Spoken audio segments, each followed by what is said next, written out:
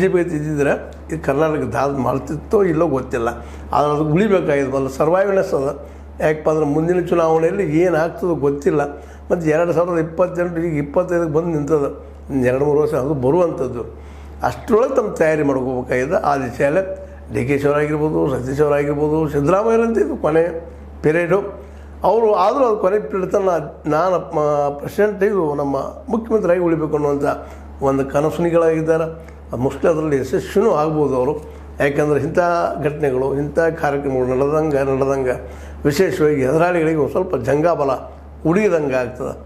ಹೀಗಾಗಿ ಸಿದ್ದರಾಮಯ್ಯರ ಈ ದಾವಣಗೆರೆ ಫಂಕ್ಷನ್ ಇದು ಸತೀಶ್ ಅವ್ರದ್ದಾಗಿದ್ದರೂ ಸಹಿತ ಕರೆಕ್ಟ್ ಮಾತ್ರ ಸಿದ್ದರಾಮಯ್ಯ ಹೋಗುವಂಥ ಸಾಧ್ಯತೆಗಳು ಎಲ್ಲ ಇದ್ದಾವೆ. ಯಾಕಂದ್ರೆ ಸಿದ್ದರಾಮಯ್ಯರು ಇವರು ಗುರುಗಳು, ಸತೀಶ್ ಅವ್ರ ಗುರುಗಳು, ಮತ್ತು ಅವರ ಒಂದು ಏನಪ್ಪ ಅಂದ್ರೆ ಕೃಪಾ ಕಟಾಕ್ಷ ಬೆಳೆದಿದ್ದಂಥವ್ರು.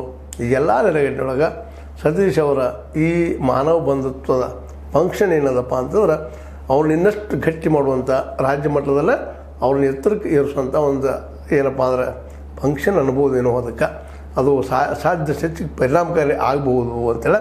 ಜೊತೆಗೆ ಪಕ್ಷದಲ್ಲೇ ಇರುವ ಎದುರಾಳಿಗಳಿಗೂ ಸಹಿತ, ವಿಶೇಷವಾಗಿ VS ಉಗ್ರಪ್ಪನಂಥವ್ರಿಗೂ ಸಹಿತ ಸ್ವಲ್ಪ ಎಚ್ಚರಪ್ಪ ನೀವು ಅನ್ನೋಂಥ ಸಂಕೇತರು ಇದರಲ್ಲಿ ಇದ್ದಂಗೆ ಕಾಣ್ತದೆ.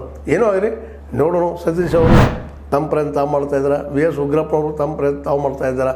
ಈ ಡಿ ಕೆ ಶಿ ಅವ್ರಿಗೂ ಸಹಿತ ಸಿದ್ದರಾಮಯ್ಯ ವಿರೋಧಿದ್ರು ದೊಡ್ಡ ಭಯ ಅವರಿಗೆ ಸತೀಶ್ ಅವರು. ಯಾಕಂದ್ರೆ ಸಿದ್ದರಾಮಯ್ಯರ ಹಿಂದಿರುವಂಥ ಆರ್ಥಿಕ ಬಲ ಮತ್ತು ಜೊತೆಗೆ ಅವ್ರ ಜೊತೆಯಾಗಿ ನಿಲ್ಲುವಂಥ ಬಲ ಸತೀಶ್ ಅಂತ ಅವ್ರಿಗೆ ಗೊತ್ತದ.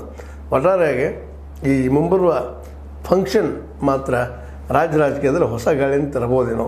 ನೋಡೋಣ ಏನಾಗ್ತದೆ ಅಂತ ಹೇಳ್ತಾ, ಇದು ನಿಮಗೆ ಲೈಕ್ ಆಗಿರ್ಬೋದು. ಲೈಕ್ ಮಾಡಿ, ಶೇರ್ ಮಾಡಿ, ಕಮೆಂಟ್ ಮಾಡಿ. ಜೊತೆಗೆ ಸಬ್ಸ್ಕ್ರೈಬ್ ಆಗೋದು ನಿಲ್ಲಿಸ್ಲಿಕ್ಕೆ ಹೋಗ್ಬೇಡ್ರಿ. S16 ನ್ಯೂಸ್ ಇದು ಸತ್ಯದ ಕೈಗಳಲ್ಲಿ ವಂದನೆಗಳು.